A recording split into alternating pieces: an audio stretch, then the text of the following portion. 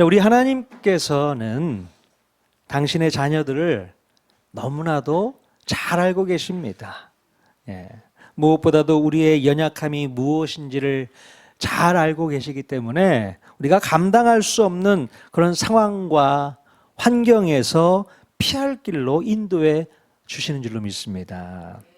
자, 이제 막 이집트를 빠져나온 이스라엘 백성들은 강한 나라들을 상대로 전쟁을 치를 만한 그런 군사력이 전혀 없었어요. 자, 그렇기 때문에 하나님께서는 이스라엘 백성들의 그 목적지인 가나안 땅으로 인도하실 때에 블레셋과의 접촉을 피할 수 있도록 하기 위해서 가까운 지름길이 아니라 돌고 돌아가는 광야길로 인도하시게 됩니다. 물론 이스라엘 백성들은 하나님의 뜻과 하나님의 방식을 이해할 수는 없었을 것입니다.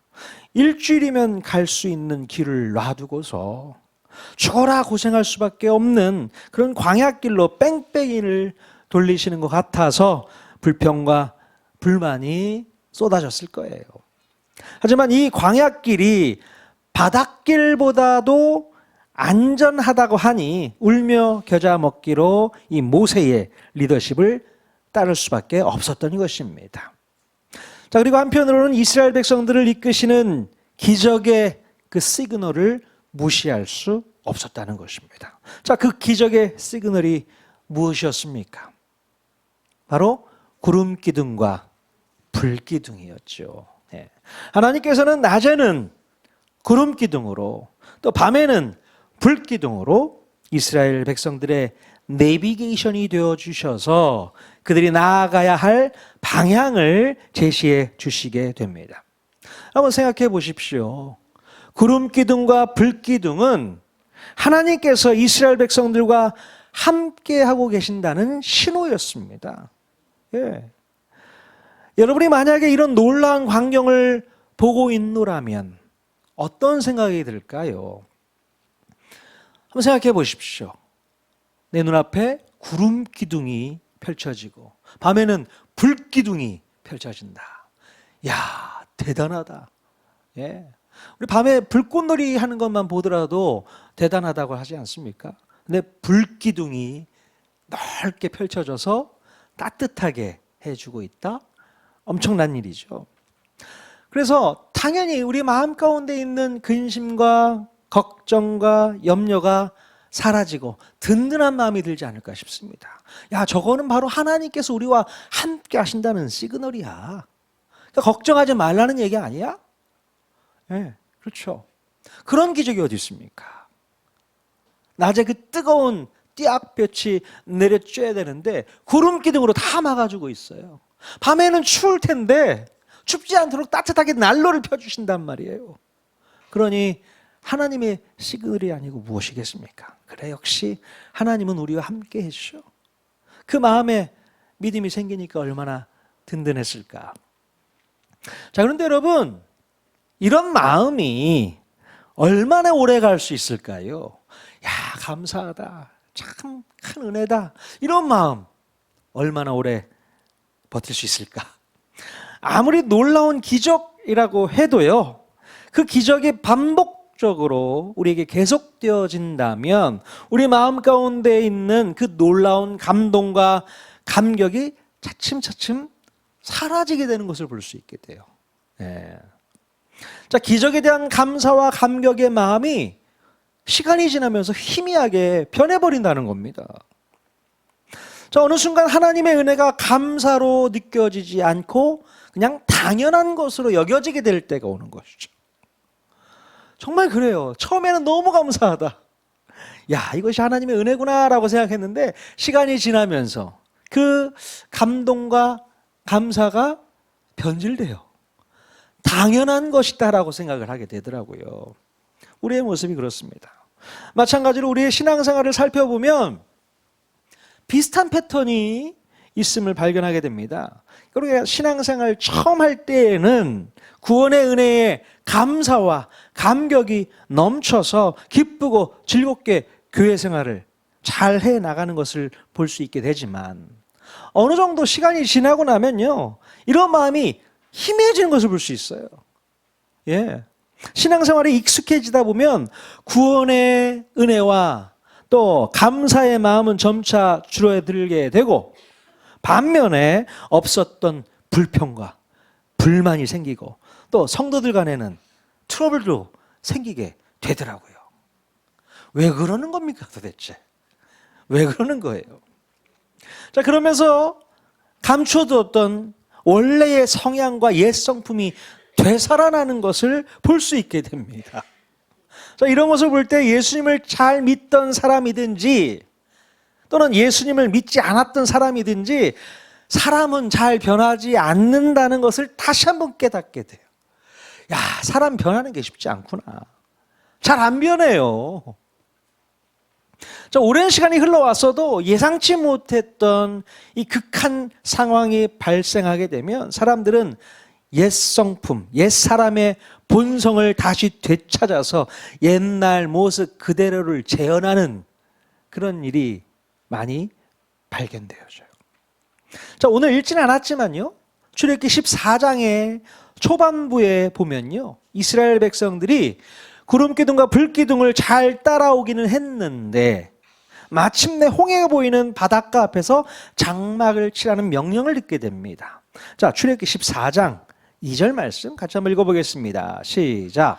이스라엘 자손에게 명령하여 돌이켜 바다와 믹돌 사이에 바하이로답 곧 바알스본 맞은편 바닷가에 장막을 치게 하라.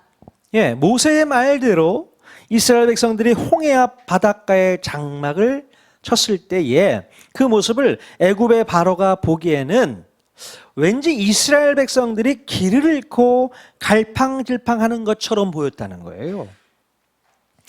자, 바로 그때 애굽의 바로가 무슨 생각을 했는가? 자, 출애굽기 14장 5절 같이 또 읽겠습니다. 시작. 바로와 그의 신하들이 그 백성에 대하여 마음이 변하여 이르되 우리가 어찌 같이 하여 이스라엘을 우리를 섬김에서 놓아 보내었는가 하고. 네, 아니 얼마 전까지만 해도 애굽의 장자들이 다 죽고 난 이후에 하나님께 두 손 두 발 다 들고 항복했던 이 바로가 또다시 마음을 바꾸게 됩니다. 자, 애굽을 떠난 이스라엘 백성들이 광야에 갇혀서 나아가지 못하는 걸 보니 다시 슬슬 욕심이 들기 시작하는 것이죠. 아마도 바로는 이스라엘을 돕던 여호와라는 신이 어리석다라는 생각을 했는지도 모릅니다. 왜냐하면 우리가 지난 시간에도 나누었지만 보통의 사람들은요, 애굽을 나와서 가나안 땅으로 이동하는 경로를 선택할 때에 바닷길로 가는 것이 일방상식이었습니다. 굳이 왜 그 어려운 광야길로 돌고 돌아서 가겠습니까? 직선으로 가는 바닷길이 있는데 말이죠. 자, 그런데 모두의 예상과는 달리 이스라엘 백성들을 광야길로 인도하는 것을 보니까 이스라엘의 하나님이 한심해 보였던 거예요. 야, 저 이스라엘의 신 여호와 문제 있는 거 아니야? 아니, 가나안 땅으로 가려고 뛰쳐나왔으면 직진해서 바닷길 타고 갔어야 되는 거 아니야? 바로가 그 생각을 하는 거예요. 자, 3절에 보면 바로는 바닷가 앞에서 진을 치고 있는 이스라엘 백성들을 두고 뭐라고 표현했는가? 바로 그들이 광야에 갇혔다라고 생각을 합니다. 광야에 갇힌 바 되었다. 자, 한번 읽어보죠. 출애굽기 14장 3절 말씀 같이 읽겠습니다. 시작. 바로가 이스라엘 자손에 대하여 말하기를 그들이 그 땅에서 멀리 떠나 광야에 갇힌 바 되었다 하리라. 자, 이렇게 바로가 이스라엘 백성들이 광야에 갇혀버렸다고 생각하는 것은 그 당시 고대 근동 지역에서 유행했던 신화와 내용이 겹치는 것을 볼 수 있게 돼요. 자, 당시 고대 근동에서 나타나는 이 신의 권능은요, 자신이 다스리는 지역에서는 제대로 능력이 나타나지만요, 다른 지역으로 가면 힘을 잃게 되고 또 원래부터 그 지역을 장악하고 거주하던 다른 주신에게 압도당하게 된다는 그런 개념을 가지고 있었어요. 예. 마치 와이파이 아시잖아요. 그 와이파이가 일정 지역 안에서는 그 신호가 잘 잡히는데 어느 지역을 떠나게 되면 와이파이가 안 터지잖아요. 그런 느낌인 거예요. 그때 당시 고대 근동 지역에 있었던 신 개념이 그렇다는 겁니다. 어느 지역에서는 강한 힘을 발휘해내지만 지역을 벗어나면 그 지역 신에게 붙잡힌다는 거죠. 그런 개념이 있었던 거죠. 자, 지금 이 여호와라는 신도 힘을 쓸 수 있는 지역을 이제 벗어났기 때문에 갇혀 있었다, 갇혔다라고 생각을 하는 것입니다. 자, 그러니 바로는 어떤 마음이 들었겠습니까? 이 틈을 노려서라도 노예들을 다시 데려와야겠다는 생각을 당연히 했던 것이죠. 왜 그랬습니까? 바로는요, 자기의 재산이라고 생각했던 그 노예 노동력을 절대로 포기할 수가 없는 거예요. 예? 무임금 노동자들이 다 나가버리면 그 많은 일들을 누구에게 시킬 것이며 또 그 임금은 어떻게 감당해야 될지 계산이 안 서는 겁니다. 자, 그래서 바로는 다시 마음을 호떡 뒤집듯이 확 뒤집어 버립니다. 이제는 여호와라는 신이 판단력도 흐려져서 백성들을 엉뚱한 길로 인도하여 광야에 갇히게 만들고 또한 홍해 앞 바닷가에서 어디로 갈지 몰라 갈팡질팡하고 있으니 바로의 눈에는 이때다 싶었던 거죠. 야, 이때구나. 그래서 바로는 이스라엘 노예들을 다시 되찾아오기 위해서 600대의 병거를 동원해서 뒤쫓아 추격해 오는 것을 볼 수 있게 됩니다. 자, 여러분, 어떻게 이렇게 마음이 변할 수 있을까? 예? 제발 나가달라고 할 때는 언제고 또다시 데려올 생각을 어떻게 할 수 있는 거예요? 여러분 같으면 바로처럼 쉽게 마음이 바뀌어 버리시겠습니까? 어떠시겠어요? 자, 예수님을 믿기 전에 저와 여러분의 모습을 생각해 보면 바로의 모습과 똑같지 않나? 이런 생각을 해보게 됩니다. 예. 얼마나 마음이 쉽게 바뀌는지 처음에 그랬잖아요. 교회에 나올 것 처음 말했다가 마음이 딱 바뀌어가지고 나 일이 있네 오늘. 교회 나오기 거부하고 알았어 다음 주에 갈게 다음 주에. 그랬는데 또 오늘 또 다른 일이 생겼네. 핑계를 대지 않습니까? 호떡 뒤집듯이 확 뒤집어버리는. 예. 마음이 바뀌어요. 자, 그렇다면 예수님을 잘 믿고 있는 지금 여러분들은 이제는 마음이 안 바뀌겠죠? 아멘. 자, 오늘 본문에서 이스라엘 백성들의 모습을 한번 보시면요, 여러분의 모습을 발견할 수 있습니다. 저와 여러분의 모습이라고 볼 수 있을 것 같아요. 자, 600대의 병거를 몰고서 쫓아오는 애굽의 군대를 바라보면서 이스라엘 백성들은 두려움에 떨기 시작합니다. 자, 그러면서 뭐라고 말을 하는가 한번 보세요. 출애굽기 14장 11절 말씀 읽겠습니다. 시작. 그들이 또 모세에게 이르되 애굽에 매장지가 없어서 당신이 우리를 이끌어내어 이 광야에서 죽게 하느냐? 어찌하여 당신이 우리를 애굽에서 이끌어내어 우리에게 이같이 하느냐? 여러분, 애굽에 내려진 9가지 재앙을 눈으로 목격을 했었고 또 마지막 6월절 재앙으로 애굽의 장자들이 다 죽어나간 사건을 직접 경험했던 이스라엘 백성들이 지금 무슨 말을 하고 있는 것입니까? 네? 애굽에서 나온 것을 지금 후회하고 있는 거예요. 예. 이스라엘 백성들은 모세를 원망하면서 아니, 애굽에는 매장지가 없어서 우리들을 이 광야까지 끌고 와서 죽게 하려고 했냐? 이렇게 한탄하는 걸 볼 수 있습니다. 아니, 도대체 뭐 해야 하는 거야 지금? 차라리 애굽에서 노예 생활을 할 때가 낫다. 거기서 죽게 하지 왜 여기 와서 죽게 하느냐, 이렇게 따지는 거죠.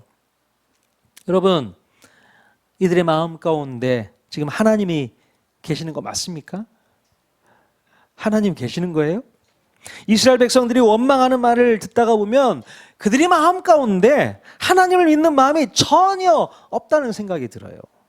하나님에 대한 믿음과 신앙이 조금이라도 있다면 어떻게 이런 말을 할 수 있겠습니까?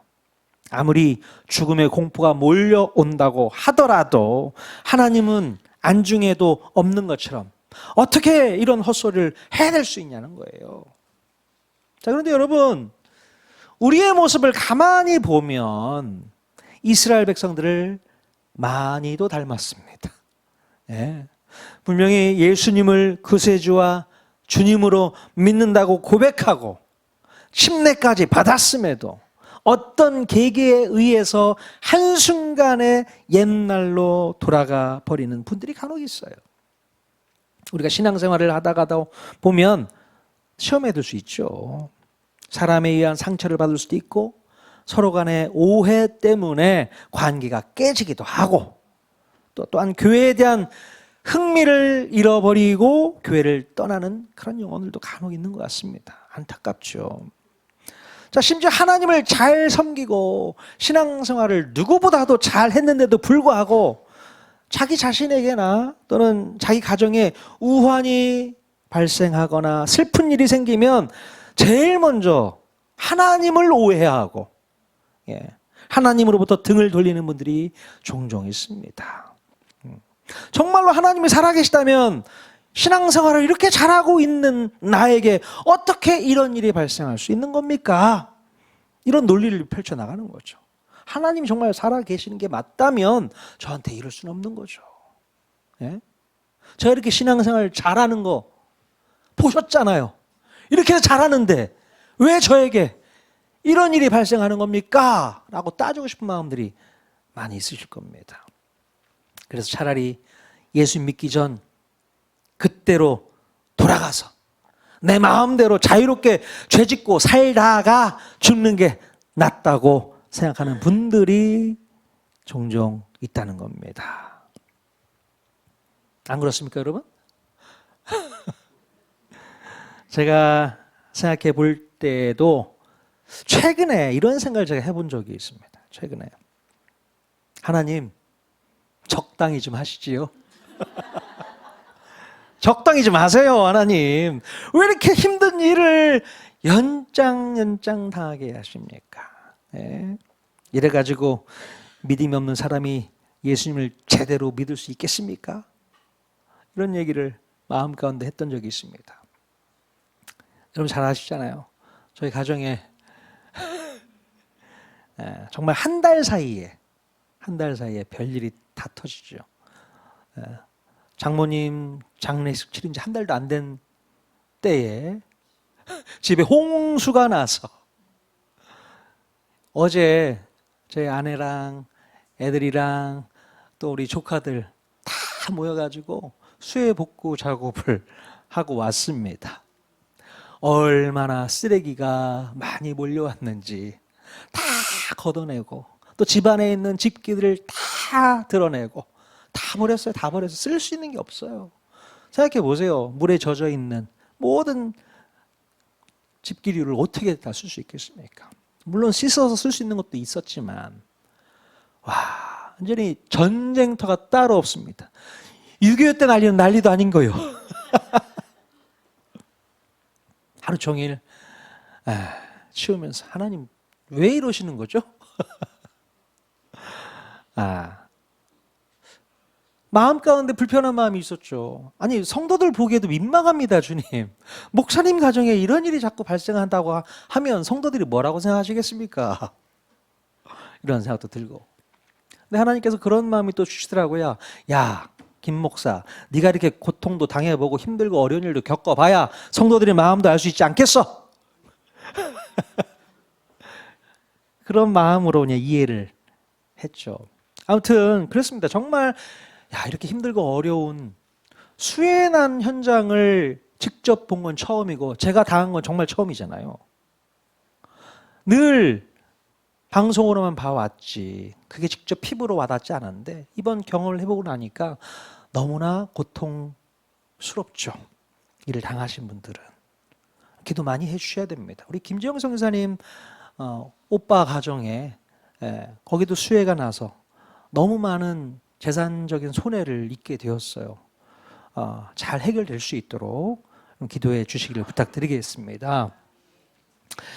자, 그런데 여러분, 우리 하나님의 일하시는 방법이 참 독특하세요.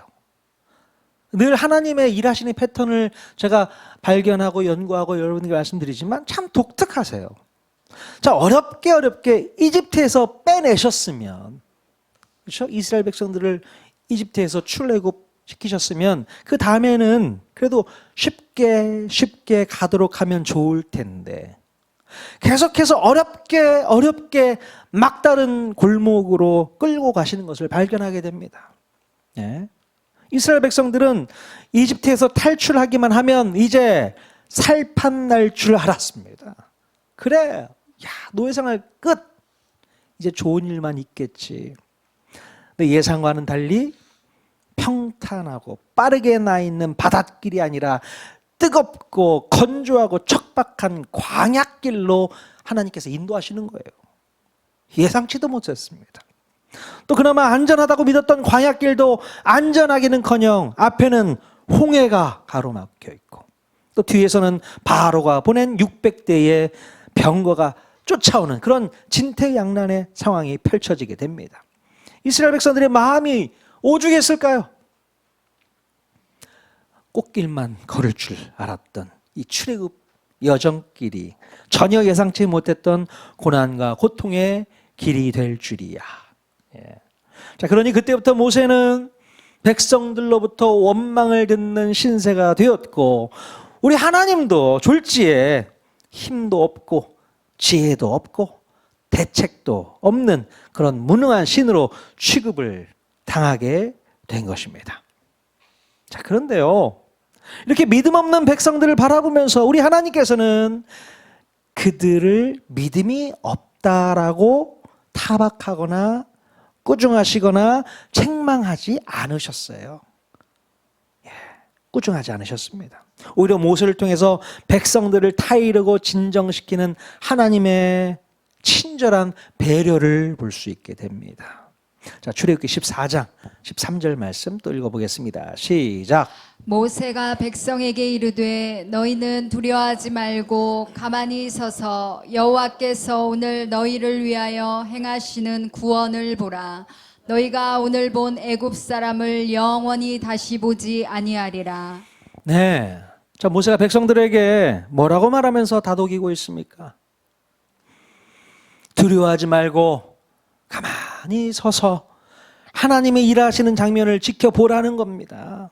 예. 하나님께서 이스라엘 백성들을 끝까지 코너로 몰고 가신 것처럼 보이지만 이제부터 하나님께서 깔끔하게 수습하시는 것을 가만히 서서 지켜보라는 말씀인 것이죠.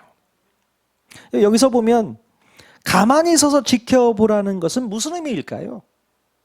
가만히 서서 지켜봐. 이게 무슨 의미일까요? 뭔가 스스로 해보려고 애쓰지 말고 그냥 주님만 믿고 맡기라는 뜻 아니겠습니까? 네 힘으로 뭔가 해보려고 하지 마. 주님께 맡겨. 그 뜻이죠.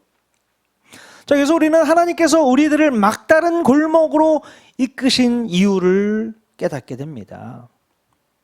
자, 막다른 골목에 몰리게 되면 그때부터 우리들은 아무것도 할 수 없기 때문에 그렇습니다. 그래서 우리 하나님께서는 이런 상황과 환경을 억지로 만들어서 우리 모두가 두 손 두 발 다 들고서 하나님만 의지할 수 있는 순전한 믿음을 만들어내고 싶으셨던 거예요. 더 이상 네 힘으로, 네 재능으로, 네 지혜로 뭔가를 해보려고 하지 못하도록 상황을 다 차단해버려. 오직 하나님만을 바라볼 수 있는 그런 믿음을 만들어주고 싶었던 겁니다. 하나님은 그런 식으로 우리를 다루신다는 거예요. 예. 그런데 만약에 여러분, 하나님께서 인도하시는 길이 막다른 길이 아니었다면 이스라엘 백성들은 어떤 자세를 취하게 되었을까요? 막다른 길이 아닌 것 같아. 자, 일단 눈에 보이는 만큼 할 수 있는 만큼 멀리 도망가려고 했을 겁니다. 그렇죠? 뒤에서 600대의 병거가 쫓아오고 있는데 앞에 바다가 없으면 도망가죠. 무조건 도망갑니다. 아니면 애굽의 바로에게 사신을 보내서 뭐 화친을 청하고 이 굴욕적인 협상을 하거나 결국에는 뭐 최종적으로 항복을 했을지도 모르겠습니다. 그래요. 다시 돌아가겠습니다. 우리가 노예로 그냥 바로의 노예로 살겠습니다. 그렇게 협상하고 말지 않았을까 싶습니다. 어쨌든 간에 이런 식으로라도 위기를 모면하게 되면 이것은 하나님께서 싸우신 전쟁이 아니라 누가 싸운 거예요? 내가 싸운 겁니다. 내 힘으로, 내 지혜로, 내 능력으로 내가 싸운 거예요. 그렇게 되면 하나님께 영광은 없는 거죠. 그렇죠? 하나님의 영광은 가리워지게 되는 것입니다. 자, 그러므로 우리가 하나님께 영광을 온전히 돌리기 위해서는 내가 내 힘과 지혜로 뭔가를 하려고 해서는 안 됩니다. 예? 물론 아무것도 하지 않고 나무에 달린 감이 떨어지기만을 기다리라고 하는 말이 아니에요. 예? 아무것도 하지 않는 것이 아니라 하나님의 때와 방법을 전적으로 신뢰하며 준비되어 있는 순종의 상태를 유지하며 기다리는 것을 의미합니다. 예. 마치 사수가 활쉬를 조용히 당기면서 적정한 타이밍을 기다리는 모습에 가까운 거죠. 그래서 하나님이 쏴 하면 빵 쏘는 거죠. 그거예요. 또 어부가 바다에 그물을 던진 뒤에 물고기를 기다리는 그 인내의 순간이라고 볼 수 있습니다. 하나님께서 건져 올려 하면 그때 딱 건져 올리면 되는 겁니다. 가만히 있으라는 게 아니에요. 하나님께서 명령하시면 그 순간 순종할 수 있는 준비를 하고 있으라는 얘기 아니겠습니까? 네. 자, 그런데 여러분, 가만히 서서 지켜보라는 말씀의 또 다른 의미는 뭔가? 그것은 바로 나의 올바르지 못한 행동을 멈춰라. 잘못된 행동 멈춰. 그 뜻도 있습니다. 즉 두려움으로 인해 불안하고 당황해하며 난리치는 행동 멈추라는 겁니다. 예. 남의 불평과 불만을 온전히 내려놓고 하나님만을 바라보라는 그 뜻이지요. 이스라엘 백성들이 나중에 출애굽을 하고 나서 40년이 지나서 가나안 땅 들어가서 제일 먼저 만나는 성이 여리고성이었어요. 여리고성을 장악할 때 어떤 일이 벌어졌습니까? 성벽이 무너지는 사건이 있었잖아요.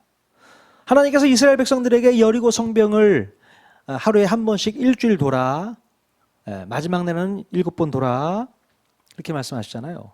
그때 한 가지 주의시켰던 것이 있습니다. 어떤 주의를 시키셨어요? 입담으로. 잡담 금지. 예. 아무 말도 하지 말고 그냥 돌아. 그 얘기죠. 가만히 있어가 그 얘기입니다. 입 다물어. 왜 입을 열면 어떤 일이 벌어질까요? 예, 불평, 불만, 원망, 의심 이런 것들이 계속 터져 나오기 때문에 그렇습니다. 아니 왜 놀라는 거야 도대체? 한 바퀴 돌고 나서 금 갔어? 금 안 갔네. 이게 언제 무너지는데 왜 이러고 돌아야 되는 거야 우리? 하나님의 방식을 이해하지 못하니까 계속 입으로 떠듭니다. 입만 벌리면 불평하고 원망스럽게 말하고 이게 되겠어? 의심부터 하고 가만히 좀 있어 가만히. 그래서 입담으로 그 얘기를 하고 있었던 것이죠. 그럼 가만히 있을 땐 좀 가만히 계세요. 그리고 하나님께서 지금이야 할 때 액션을 취하면 되는 겁니다. 자, 제가 좋아하는 말씀이 딱 오늘 본문 말씀 가운데 한 구절 있습니다. 출애굽기 14장 14절 오늘 마지막 읽었던 말씀인데요. 같이 한번 읽어보겠습니다. 시작. 여호와께서 너희를 위하여 싸우시리니 너희는 가만히 있을지니라. 너희는 가만히 있을지라. 왜요? 여호와께서 너희를 위해서 싸우시겠다 말씀하고 있습니다. 이 말씀은 지금 외우세요. 예. 제가 이 말씀을 좋아하는 이유가 있습니다. 고등학교 3학년 때 저는 학력고사 세대입니다. 수능 아니고요. 학력고사 세대인데 학력고사가 이제 100일도 안 남았어. 100일도 안 남았는데 하나님께서 이렇게 주일날 예배를 드리는데 그때 당시 대흥교회 안정환 목사님이 말씀을 막 하시는데요. 그 말씀에 제가 마음에 요동하게 됩니다. 어떤 본문이었는지 기억이 안 나는데 그 말씀을 듣고 내가 하나님의 일에 헌신해야겠다. 이런 마음이 그때 들었어요. 하나님께서 나를 부르시는구나. 목회자로 부르시는구나. 그러면서 제 마음 가운데 엄청난 요동이 쳤고 그 마음을 결정하고 교회 또 목사님, 선생님들과 상의하고 결국에는 침례신학대학교에 입학을 목적으로 공부하자. 며칠 남았다고요? 시험이? 100일 남았습니다. 제가 그때 당시 이과였어요. 이과생이었습니다. 근데 심신대 시험을 보려면 문과 공부를 해야 되는 거예요. 다시 문과 공부를 시작을 했어요. 근데 그 과정 가운데 한 친구가 같이 공부하는 친구인데 그 친구도 이과에서 문과로 바꾼 친구예요. 근데 저한테 이 말씀을 읽어보라고 주더라고요. 바로 출애굽기 14장 14절 말씀 같이 한번 더 보죠. 한 번 더 읽겠습니다. 시작. 여호와께서 너희를 위하여 싸우시리니 너희는 가만히 있을지니라. 예. 가만히 있으면 되는 겁니까? 시험 공부 열심히 해야죠. 그런데 이 말씀이 너무 은혜가 되는 거예요. 위로가 되고 격려가 되더라고요. 물론 제가 할 일을 하는 겁니다. 하지만 하나님께서 싸우시는 싸움이다. 걱정하지 마라. 염려하지 마라. 두려워하지 마라. 그래서 그때 당시 침신대가 들어가기 힘들었어요. 성적 좋아야 됐습니다. 그런데 하나님께서 학교에 들어갈 수 있는 은혜를 베풀어 주셨습니다. 100일 준비해서 학교를 들어갔어요. 자, 여러분 그렇습니다. 우리의 인생 가운데 우리의 소리를 내지 말고 하나님이 어떻게 일하시는지를 봐야 할 때가 있습니다. 하나님께서는 그 시간을 좀 참고 기다려보라고 얘기하는 거예요. 물론 우리가 액션을 취해야 될 때가 분명히 옵니다. 그때는 순종함으로 나아가야 되는데 하나님께서 이렇게 지켜보라고 말씀하신 이유가 뭘까요? 하나님이 어떤 분이신지를 경험해 보라는 겁니다. 지금 이스라엘 백성들이 하나님이 누군지를 잘 몰라요. 이제 막 여호와 하나님에 대한 이야기를 들은 거 아니겠습니까? 물론 조상 대대로 내려왔던 여호와 신앙이 있었겠지만 모세를 통해서 하나님을 새롭게 경험하게 되었고 출애굽을 했습니다. 이제 하나님에 대한 그 마음을 더 깊이 깨닫고 경험해야 될 순간에 하나님께서는 이 놀라운 경험을 하게 하시는 거죠. 다음 주에는 이제 홍해가 갈라지는 사건이 벌어지게 되는데 가만히 좀 서서 봐봐.